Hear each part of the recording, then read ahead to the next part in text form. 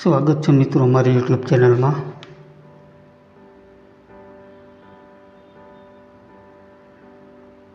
તાજી બ્રેડને આ રીતે ખુલ્લી કરી 30 થી 45 મિનિટ માટે પંખા નીચે સૂકવી દેવી।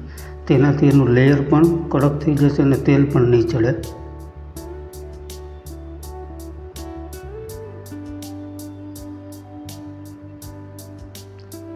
આ રીતે અલગ અલગ બધી કરી સૂકવી દેવી। ત્યારબાદ 1.25 કિલો બટેટા છે બાફેલા,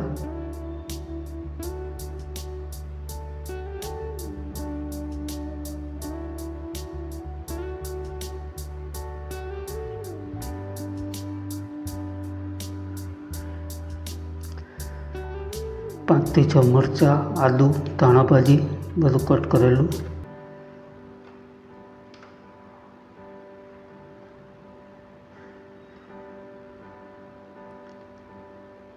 ત્યારબાદ એક લોહી મૂકી એમાં 3 ચમચી જેટલું તેલ મૂકી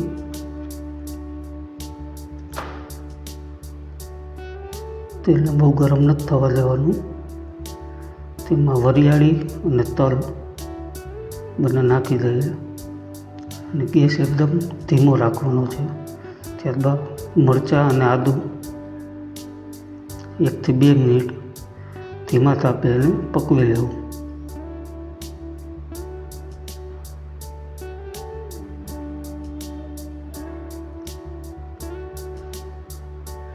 એક 2 મિનિટ પછી 1 ચમચી હળદર, 1 ચમચી હિંગ, 2 ચમચી લાલ મરચું, 2 ચમચી ધાણા જીરું અને 1 ચમચી ગરમ મસાલો, આ બધું મિક્સ કરી લેવું। ત્યારબાદ ગેસ બંધ કરી બધું મિક્સ કરી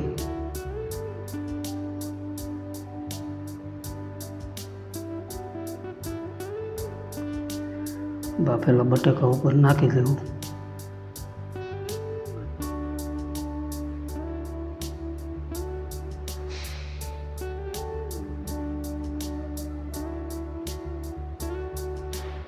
ત્યારબાદ સ્વાદ અનુસાર મીઠું, 3 ચમચી જેટલી ખાંડ, ધાણા ભાજી,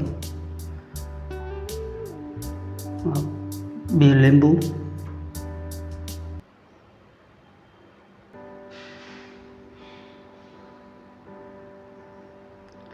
ત્યારબાદ એને ચમચાથી ભાંગીને બધું મિક્સ કરી લેવું।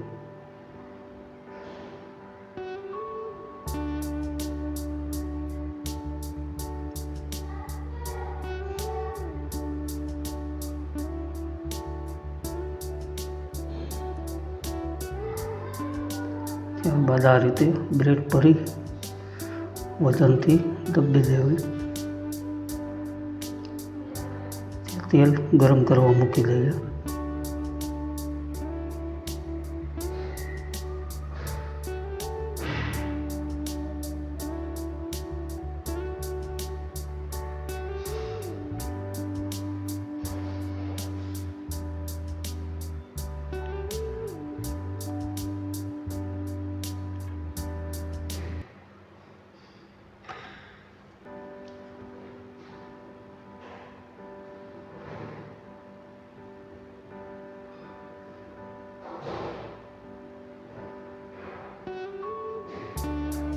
ત્યારબાદ 2 વાટકા જેટલો મેંદો,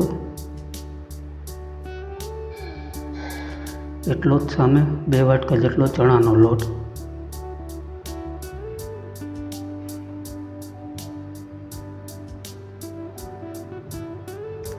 સ્વાદ અનુસાર મીઠું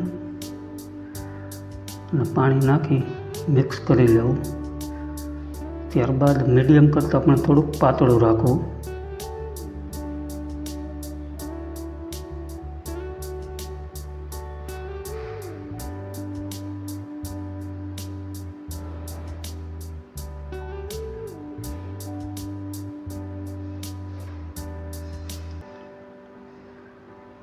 આ રીતે મીડિયમ કરતાં પણ પાતળું રાખવું થોડુંક।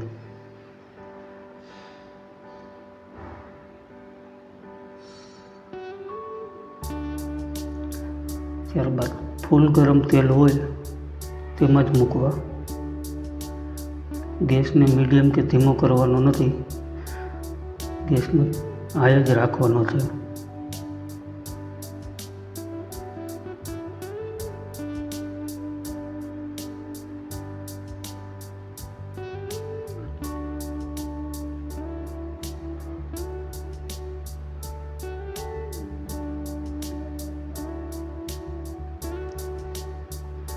ત્યારબાદ 2 મિનિટ માટે એક જ બાજુ રહેવા દો, પછી એને ફેરવવા. થોડા ગોલ્ડન બ્રાઉન થઈ જાય પછી જ બીજી બાજુ ફેરવવા.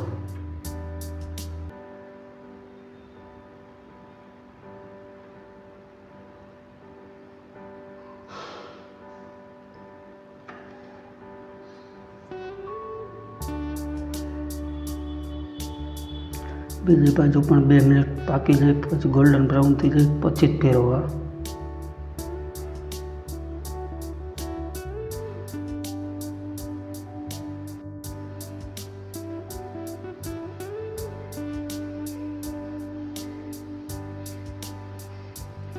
ત્યારબાદ આ રીતે ગોલ્ડન બ્રાઉન થઈ જાય પછી એને કાઢી લેવા.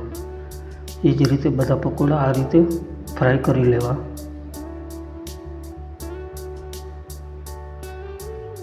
આ રીતે બનાવશો એટલે પકોડામાં તેલ પણ નહીં ચડે, એકદમ સરસ બનશે.